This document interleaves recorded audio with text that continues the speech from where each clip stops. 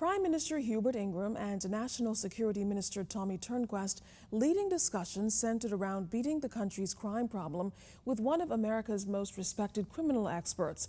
Late this afternoon, William Bratton told the media that notwithstanding the praiseworthy efforts of police, it'll take optimism, creativity, and leadership to get a handle on crime. Shanique Miller has more. This year's murder trend shows that if unchecked, the 2012 murder rate will exceed last year's record-breaking count. With discussions going back and forth over the solution and who's to blame, one question arises: are the strategies of the Royal Bahamas Police Force effective?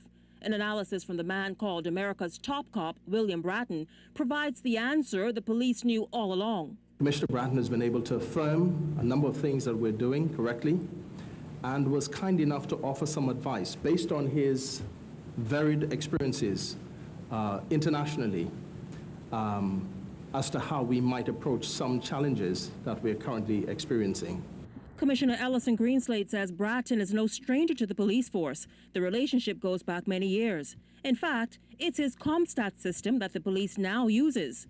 Greenslade says he shared the 2012 policing plan with the crime fighter, credited with causing the incidence of serious crime and murder to drop in Los Angeles, New York, and Washington. And the feedback is encouraging. The beauty of this is to be able to hold hands with expertise like this that's been tried, tested, proven, which extends your reach further in a local setting. Bratton now operates an international consultancy firm. In 2011, the British government invited him to assist with that country's crime problems. And of the Bahamas, Bratton says something can be done. To deal with the issue of crime and public safety requires, first and foremost, political leadership that's committed to dealing with it, and secondly, police leadership and organization that is capable of being creative in dealing with it. And some of the creativity I saw here was that a major reason for the success in both New York and Los Angeles was the ComStat system that we developed there.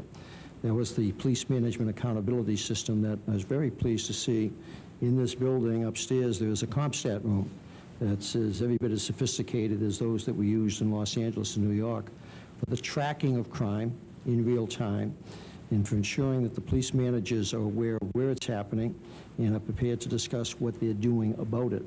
Today, Prime Minister Ingraham and his cabinet spent considerable time in dialogue with the former police chief before they all joined the force's executive team. We were fortunate to be able to access his availability today and have found very useful many of the comments which he's made, and we'll put some of those into effect. The Ingraham administration didn't seek Bratton out. In fact, he was invited to the Bahamas by a private citizen.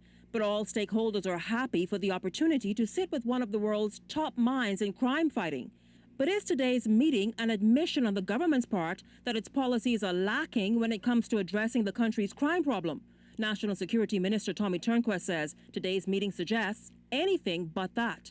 What it is that we continue to use all available resources at our disposal to address crime in the country, that from the very highest levels of the government, the Prime Minister, the ministerial level, the police senior command level, that we take this issue very, very seriously. Many of the ideas discussed will remain between the top command of the Royal Bahamas Police Force and the government, at least for now. Prime Minister Ingraham has promised to speak to them with the media at a later date.